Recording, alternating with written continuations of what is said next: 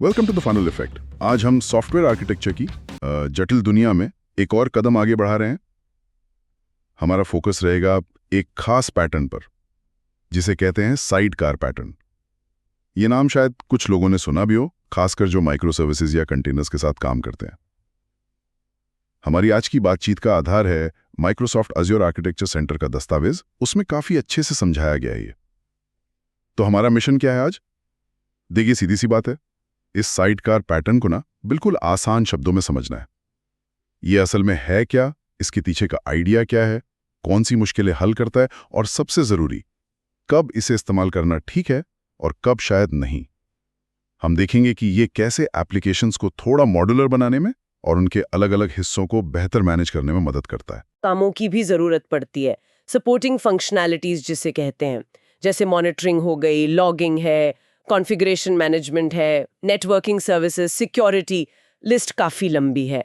अब चैलेंज ये आता है कि इन सब सहायक चीजों को एप्लीकेशन के साथ जोड़े कैसे, मतलब डिजाइन और डिप्लॉयमेंट कैसे करें कि हमारी मेन एप्लीकेशन एफिशिएंट भी रहे और फ्लेक्सिबल भी, जरूरत पड़ने पर बदल सकें। और यहीं पर हाँ, साइड कार पैटर्न एक बहुत ही इंटरेस्टिंग सॉल्यूशन देता है। सही कहा। ये एक आम चैलेंज है जिससे काफ़ी डेवलपमेंट टीम्स रोज़ जूझती हैं। तो चलिए पहले इस प्रॉब्लम की जड़ को ही पकड़ते हैं। मान लीजिए हम ये जो सहायक काम हैं, आप जिन्हें पेरिफेरल टास्क कह रही हैं, जैसे लॉगिंग या मॉनिटरिंग, इनको सीधे मेन एप्लीकेशन के कोड में ही डाल दें, एकदम टाइटली इंटीग्रेट कर दें। सुनने में तो ये सिंपल लगता है, पर इसमें दिक्कतें क्या हैं? क्या ये हमेशा ही बुरा है, छोटी चीज़ों के लिए भी? शेयरिंग भी अच्छी होती है क्योंकि सब कुछ एक ही प्रोसेस में चल रहा है, लेकिन इसके नुकसान काफी गहरे हो सकते हैं। सबसे बड़ी दिक्कत है आइसोलेशन खत्म हो जाना। अगर मान लीजिए आपके लॉगिंग कंपोनेंट में कोई बग आ गया या वो क्रैश हो गया, तो वो पूरी की पूरी एप्लीकेशन को ही डाउन कर सकता है। ओहो, मतलब एक छोटी सी चीज़ की गड़बड़ी पूरे बिजनेस लॉजिक को ठप कर सकती है। बिल्कुल। और दूसरी बड़ी प्रॉब्लम है टेक्नोलॉजी का लॉक इन। अक्सर आपको ये सहायक कंपोनेंट उसी प्रोग्रामिंग लैंग्वेज या फ्रेमवर्क में लिखना पड़ता है जिसमें आपकी मेन एप्लीकेशन बनी है। राइट। इससे क्या होता है कि एप्लीकेशन और इन सहायक हिस्सों के बीच डिपेंडेंसी बहुत बढ़ जाती है।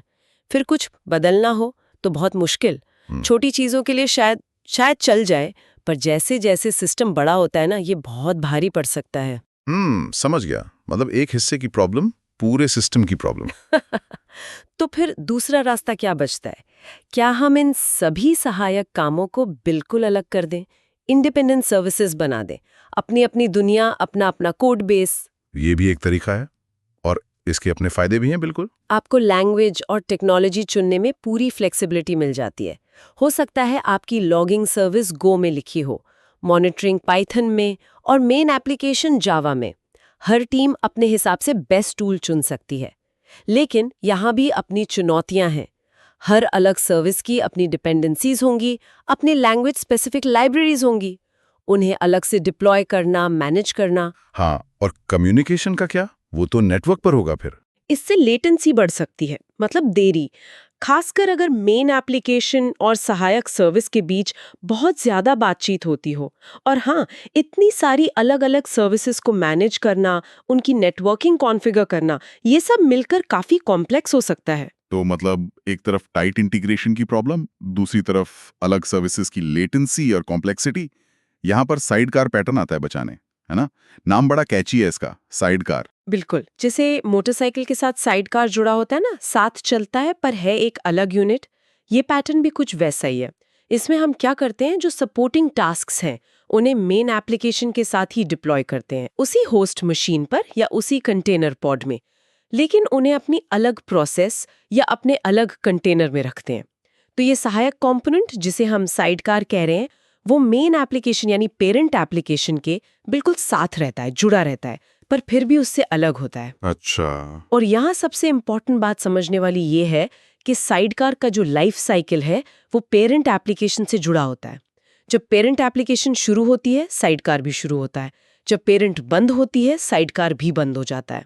वो एक यूनिट की तरह डिप्लॉय होते हैं। अच्छा। हाँ, इसीलिए इसे कभी-कभी साइड किक पैटर्न भी कहते हैं। जैसे हीरो का साइड किक होता है, ये असल में एप्लीकेशन को छोटे इंडिपेंडेंट लेकिन रिलेटेड हिस्सों में तोड़ने का एक तरीका है। एक डिकम्पोजिशन पैटर्न है ये। अच्छा, तो ये कुछ ऐसा हुआ जैसे आपने अपनी एप्लीकेशन के लिए एक पर्सनल असिस्टेंट रख लिया हो, जो हमेशा उसके साथ है, उसके रिसोर्सेज को समझता है, पर अपना काम इंडिपेंडेंटली करता है। इंटरेस्टिंग। तो फिर इस एक्स्ट्रा अरेंजमेंट को अपनाने का असली फायदा क्या है? व्हाट्स द रियल पे ऑफ? इसके कई सॉलिड बेनिफिट्स हैं जो उन प्रॉब्लम्स को एड्रेस करते हैं जिनकी हमने बात की थी। पहला और शायद सबसे बड़ा फायदा है लैंग्वेज इंडिपेंडेंस, भाषा की स्वतंत्रता। साइडकार अपनी पेरेंट एप्लीकेशन से रन टाइम और प्रोग्रामिंग लैंग्वेज के मामले में पूरी तरह आजाद होता है। आपकी पेरेंट एप्लीकेशन जावा में हो, पाइथन में, नोड.जेएस में, किसी में भी, और आपका साइडकार गो, रस्ट या .NET में लिखा हो सकता है। अच्छा, मतलब मिक्स एंड मैच कर सकते हैं। बिल्कुल। हर काम के लिए बेस्ट टूल चुनिए। मेन एप्लीकेशन टीम पर कोई बोझ नहीं, इससे इनोवेशन तेज हो सकता है। दूसरा फायदा है रिसोर्स एक्सेस और नजदीकी, क्योंकि साइडकार पेरेंट के साथ उसी होस्ट पर या उसी पॉड में रहता है, वो पेरेंट एप्लीकेशन के रिसोर्सेज जैसे file system, network interface, system monitoring tools, इन सब तक आसानी से पहुंच सकता है। इससे मॉनिटरिंग और मैनेजमेंट जैसे काम बहुत इफेक्टिव हो जाते हैं। साइडकार पेरेंट की हेल्थ पर गहरी नजर रख सकता है। तीसरा, लो लेटेंसी। अलग सर्विस बनाने के मुकाबले यहाँ पेरेंट और साइडकार के बीच कम्युनिकेशन उसी मशीन पर होता है, अक्सर इंटर प्रोसेस कम्युनिकेशन IPC या लोकल होस्ट नेटवर्क के जरिए। इससे नेटवर्क लेटेंसी बच जाती है। उन कामों के लिए जरूरी है जहां फास्ट रिस्पॉन्स टाइम चाहिए। सही बात है। और चौथा है एक्सटेंसिबिलिटी, खासकर पुरानी एप्लीकेशंस के लिए या ऐसी एप्लीकेशंस के लिए जिनमें बाहर से फंक्शनैलिटी जोड़ने का कोई सीधा तरीका नहीं है। आप साइडकार का इस्तेमाल करके उनमें नई क्षमताएं जोड़ सकते हैं, जैसे सेंट्रलाइज्ड लॉगिंग या बेहतर सिक्योरिटी। उनके कोड को छुए बिना बस साइडकार को उनके साथ डिप्लॉय कर दीजिए। और आपने शुरू में कहा था कि कंटेनर्स ने इस पैटर्न को काफी पॉपुलर किया है, साइडकार कंटेनर का जिक्र होता है। ऐसा क्यों है कि कंटेनर और साइडकार पैटर्न इतने अच्छे दोस्त बन गए हैं? बिल्कुल सही पॉइंट है। कंटेनर टेक्नोलॉजी जैसे डॉकर और खासकर कुबरनेटीज वो साइडकार पैटर्न के लिए एकदम परफेक्ट माहौल देती हैं। कुबरनेटीज में पॉड का कॉन्सेप्ट है ना? हाँ। वो क्या है? एक या एक से ज्यादा कंटेनरों का समूह जो एक साथ डिप्लॉय होते हैं और नेटवर्क, स्टोरेज जैसे रिसोर्सेज शेयर करते हैं। ये साइडकार पैटर्न को लागू करने का एक बहुत ही नेचुरल तरीका है। आप पेरेंट एप्लीकेशन कंटेनर और साइडकार कंटेनर को एक ही पॉड में रख सकते हैं। इससे deployment, management, resource sharing, communication सब कुछ बहुत आसान हो जाता है। सही में कंटेनर्स ने साइडकार को मेन स्ट्रीम बनाने में बहुत मदद की है। ठीक है, फायदे तो काफी आकर्षक लग रहे हैं, खासकर कंटेनराइज्ड एनवायरनमेंट में तो बहुत ही लॉजिकल लगता है। लेकिन जैसा हर आर्किटेक्चरल फैसले में होता है, इसमें भी कुछ पेच होंगे, कुछ ध्यान रखने वाली बातें होंगी। कहाँ पर गड़बड़ हो सकती है? What are the issues and considerations? हाँ बिल्कुल, साइडकार कोई सिल्वर बुलेट नहीं है। कुछ जरूरी बातें हैं जिन पे गौर करना चाहिए। पहला है डिप्लॉयमेंट और पैकेजिंग। आपको तय करना होगा कि आप पेरेंट और साइडकार को कैसे पैकेज और डिप्लॉय करेंगे। क्या आप अलग प्रोसेस इस्तेमाल करेंगे या कंटेनर? जैसा हमने कहा, कंटेनर खासकर कुबरनेटीज पॉड्स इसे बहुत आसान बनाते हैं, लेकिन ये एकमात्र तरीका नहीं है। दूसरी और बहुत महत्वपूर्ण बात है inter process communication IPC। Parent application और साइडकार आपस में बात कैसे करेंगे? इसके कई तरीके हैं। Shared memory, local file system, local network calls जैसे REST या gRPC। आपको परफॉर्मेंस और कॉम्प्लेक्सिटी के बीच एक बैलेंस बनाना होगा। कोशिश ये करनी चाहिए कि लैंग्वेज और फ्रेमवर्क से इंडिपेंडेंट तरीके इस्तेमाल करें, जैसे gRPC या REST ओवर लोकल होस्ट, ताकि फ्लेक्सिबिलिटी बनी रहे। लेकिन हाँ, अगर परफॉर्मेंस बहुत ही ज्यादा क्रिटिकल है तो शायद शेयर्ड मेमोरी जैसे ज्यादा ऑप्टिमाइज तरीके देखने पड़े, जो थोड़े कॉम्प्लेक्स हो सकते हैं। यानी अगर गलत IPC चुन लिया तो हो सकता है साइडकार का जो लो लेटेंसी वाला फायदा गिनाया था वही खत्म हो जाए। बिल्कुल, अगर आपका IPC मैकेनिज्म धीमा है या इनएफिशिएंट है तो आपको वो परफॉर्मेंस बेनिफिट नहीं मिलेगा जिसकी आप उम्मीद कर रहे थे। ये बहुत ध्यान से चुनना होता है। और तीसरी बात है विकल्पों पर विचार करना। साइडकार इस्तेमाल करने का फैसला करने से पहले ये जरूर सोचें, क्या ये फंक्शनैलिटी सच में साइडकार के तौर पे ही बेस्ट है? कहीं ऐसा तो नहीं कि इसे एक लाइब्रेरी की तरह पेरेंट एप्लीकेशन में शामिल करना ज्यादा बेहतर हो? अच्छा। या शायद ये एक पूरी तरह से अलग इंडिपेंडेंट सर्विस ही होनी चाहिए? या पारंपरिक सिस्टम डेमन भी एक ऑप्शन हो सकता है। हर तरीके के अपने फायदे और नुकसान हैं। जैसे लाइब्रेरी आपको सबसे टाइट इंटीग्रेशन और सबसे कम ओवरहेड देगी, लेकिन आइसोलेशन और भाषा स्वतंत्रता खत्म हो जाएगी। ये बहुत जरूरी पॉइंट्स हैं। हर चीज का ट्रेड ऑफ होता है। तो अब सवाल उठता है कि वो कौन सी स्थितियां हैं जहां साइडकार पैटर्न सच में बेस्ट है। Where does this pattern really shine? इसके आइडियल यूज केस क्या है? हाँ, इसका इस्तेमाल तब खास तौर पे फायदेमंद होता है जब पहली बात आपकी मेन एप्लीकेशन या पूरा सिस्टम ही कई अलग-अलग लैंग्वेजेस और फ्रेमवर्क्स इस्तेमाल करता है, मतलब हेट्रोजीनियस एनवायरनमेंट है। ऐसे में एक कॉमन साइडकार, मान लीजिए लॉगिंग या मॉनिटरिंग के लिए, इन सभी अलग-अलग टेक्नोलॉजी स्टैक्स के साथ आराम से काम कर सकता है। सेंट्रलाइज करने में मदद करेगा। बिल्कुल। दूसरा, जब कोई कंपोनेंट किसी दूसरी टीम ने या शायद किसी थर्ड पार्टी वेंडर ने बनाया है और आप उसे अपनी एप्लीकेशन के साथ चलाना चाहते हैं पर उसके कोड को छूना नहीं चाहते या छू नहीं सकते, साइडकार इसमें मदद करता है।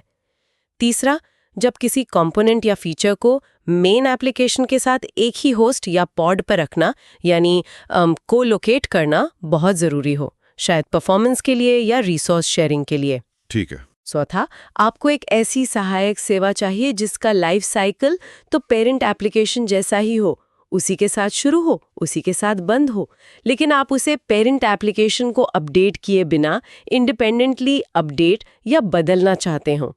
साइडकार को आप पेरेंट को डिस्टर्ब किए बिना आराम से बदल सकते हैं, अपडेट कर सकते हैं। फ्लेक्सिबिलिटी बढ़ गई। हाँ, और पांचवा, जब आपको किसी खास रिसोर्स जैसे मेमोरी या सीपीयू के इस्तेमाल पर बहुत फाइन ग्रेन्ड कंट्रोल चाहिए, आप उस फंक्शनैलिटी को साइडकार में डालकर उसके लिए अलग रिसोर्स लिमिट सेट कर सकते हैं।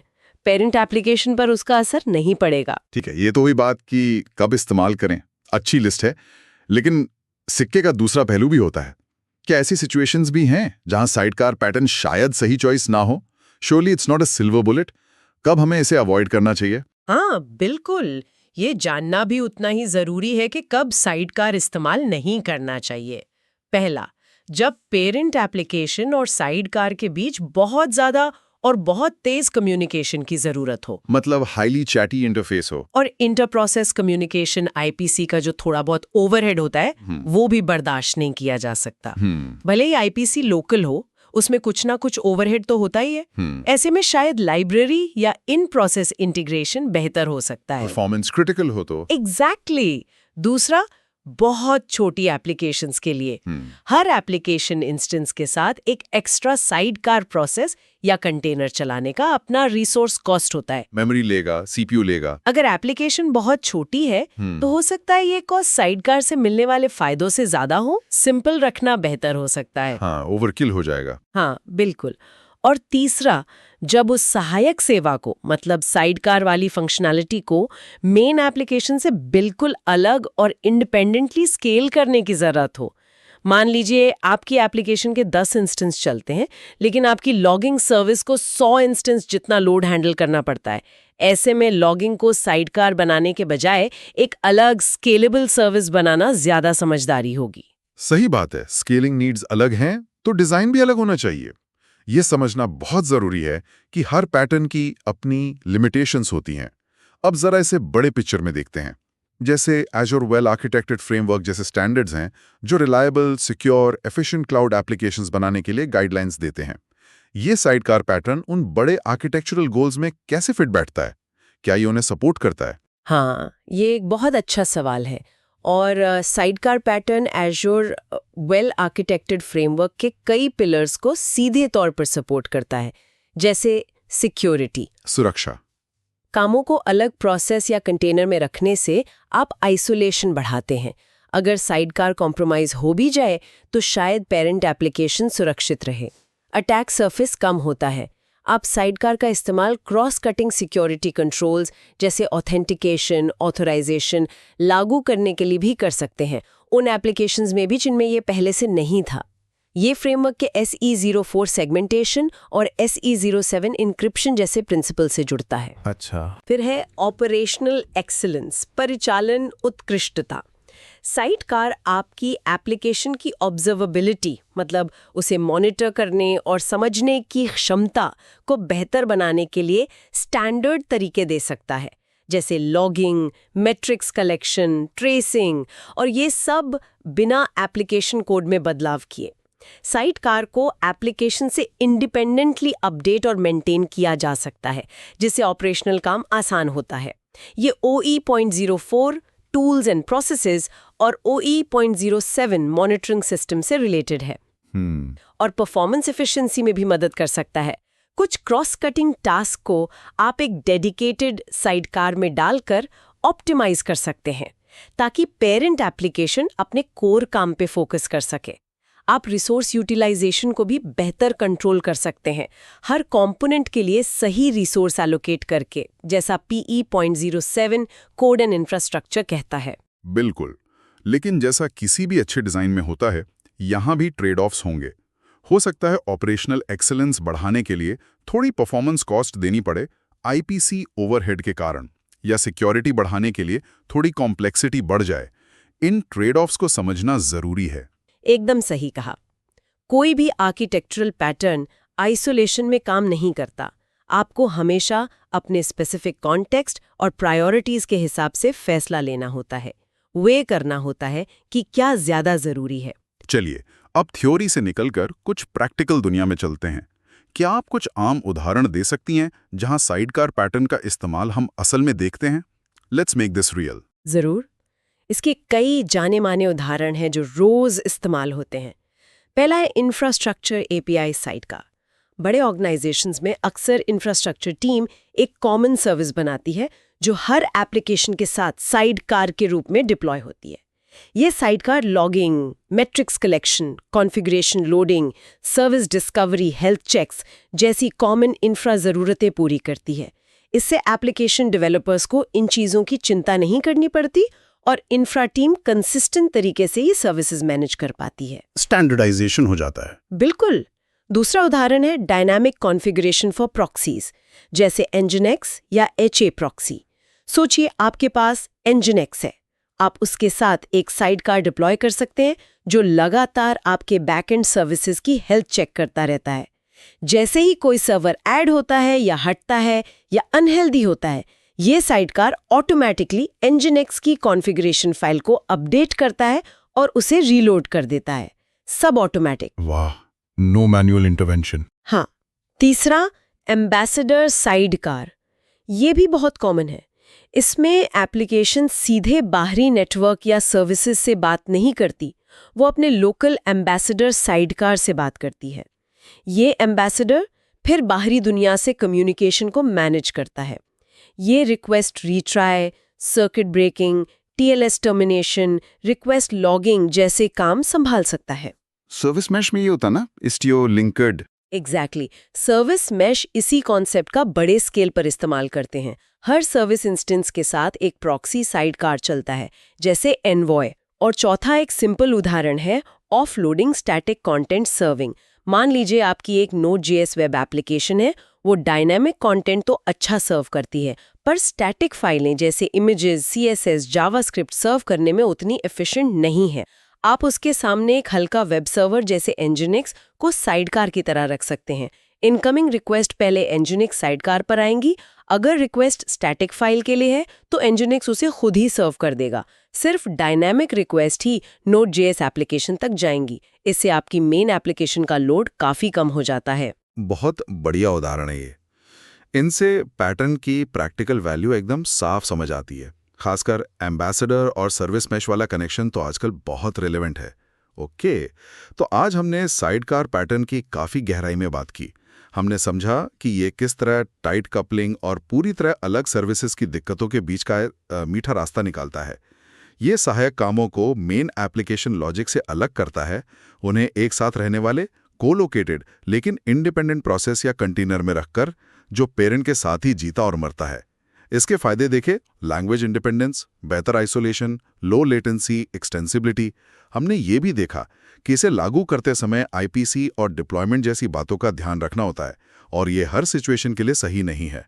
और अंत में कुछ ठोस रियल वर्ल्ड उदाहरणों से इसे और बेहतर समझा। बिल्कुल। और यहाँ एक विचार छोड़ जाती हूँ सबके लिए। जैसे जैसे सॉफ्टवेयर सिस्टम और भी ज़्यादा डिस्ट्रीब्यूटेड और मॉड्यूलर होते जा रहे हैं, कंपोनेंट्स के बीच डिपेंडेंसीज और क्रॉस कटिंग कंसर्न्स जैसे सिक्योरिटी, ऑब्जर्वेबिलिटी, इनको मैनेज करना लगातार और मुश्किल होता जा रहा है। साइडकार पैटर्न इस दिशा में एक महत्वपूर्ण कदम है जो डीकपलिंग और मॉड्यूलरिटी को बढ़ावा देता है। लेकिन यह हमें सोचने पर मजबूर करता है, भविष्य में इस बढ़ती कॉम्प्लेक्सिटी से निपटने के लिए और कौन से नए आर्किटेक्चरल पैटर्न उभर सकते हैं? क्या हम कॉम्पोजिशन के और भी ज्यादा फ्लेक्सिबल तरीके देखेंगे? ये एक ऐसा सवाल है जो आने वाले समय में सॉफ्टवेयर आर्किटेक्चर की दिशा तय करेगा। सोचने वाली बात है। Thank you for watching The Funnel Effect.